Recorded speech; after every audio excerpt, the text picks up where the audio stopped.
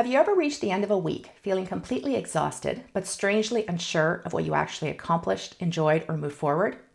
Your calendar may be full, your responsibilities may be handled. You may have been useful to everyone around you, but did your week actually include you? Every one of us receives the same basic time budget, 168 hours every week. And yet, most of us do not deliberately decide where those hours should go.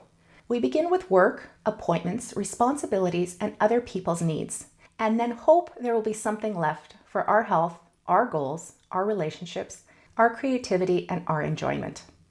Usually, there isn't. So today I'm going to walk you through a simple 168-hour time audit. Not so that you can track every minute or become more obsessed with productivity, but so that you can see whether the life you say you want is actually visible anywhere in the way you use your time. You can do this on paper, in a digital calendar, in a spreadsheet, or in the Notes app on your phone. The tool does not matter. What matters is finally seeing where your life is going. Does your week actually include you? Start with the real 168 hours. The first step is to stop planning from an imaginary version of your life. We often build plans for the person we think we should be.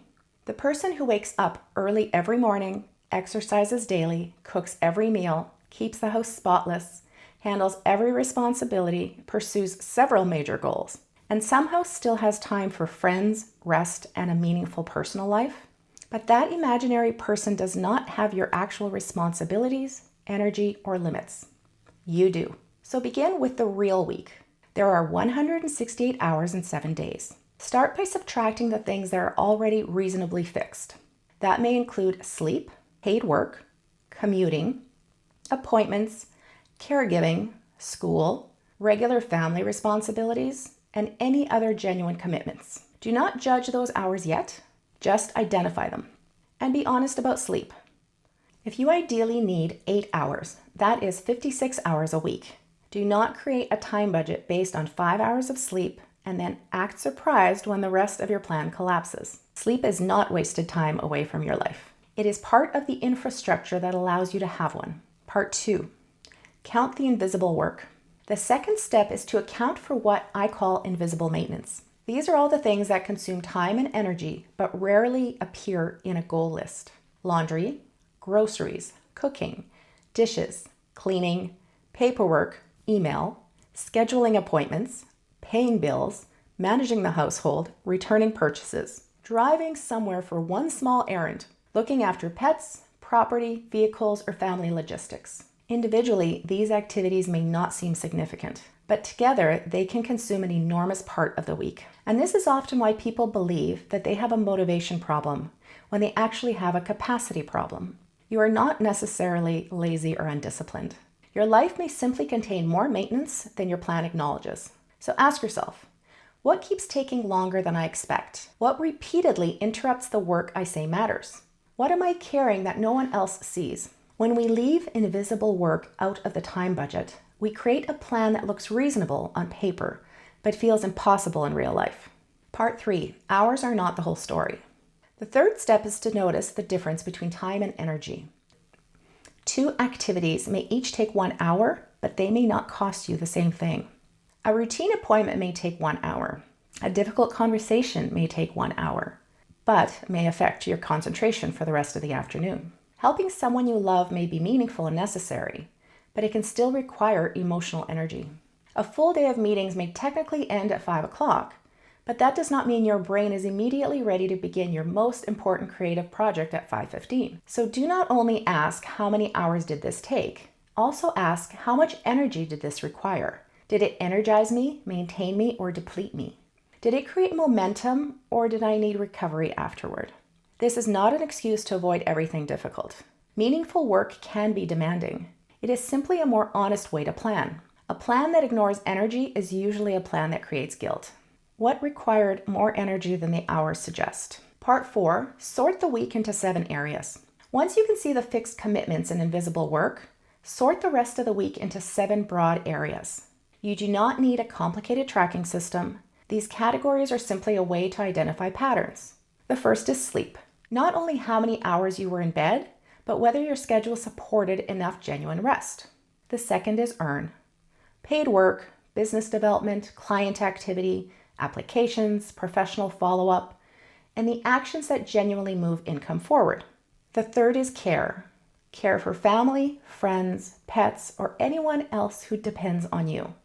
And also the boundaries that make that care sustainable. The fourth is maintain. Meals, movement, hydration, appointments, household tasks, errands, and the basic systems that keep your life functioning. The fifth is create. This may be building a business, writing, making content, studying, learning a language, developing an idea, or working on something important that does not yet have an urgent deadline. The sixth is recover. Quiet, sleep beyond basic survival, time alone, gentle movement, entertainment, doing less and allowing your nervous system to settle. And the seventh is live. Friendship, fun, travel, curiosity, celebration, adventure, beauty, meaningful experiences. The parts of life that remind you why you are working so hard to maintain everything else. The categories do not need to receive equal time. The goal is not perfect balance. Some weeks will naturally require more work. Some seasons will require more care or recovery. The real question is whether any category has disappeared completely and how long it has been missing. Part 5. Look for what keeps getting pushed aside. Now comes the uncomfortable but useful part. Compare where your time went with what you say matters. You may say your health is important, but movement and sleep are repeatedly sacrificed. You may say you want a different career, but there's no protected time for applications, learning, or building professional relationships. You may say you want to build something creative, but that work receives only the exhausted leftovers of the week. You may say relationships matter, but every interaction is squeezed between errands. You may say you want more adventure, but there is never time to research, plan, or save for it. That does not mean you have failed. It means the calendar is giving you information. There's often a gap between our stated priorities and our protected priorities. A stated priority is something we say matters.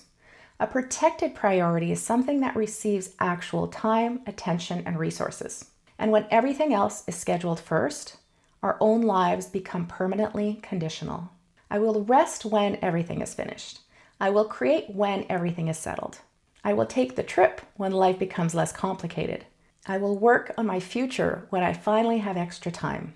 But extra time rarely arrives by accident. Something has to be protected before the week begins. Part 6. Check whether your life contains recovery. A sustainable life needs different layers of recovery and change.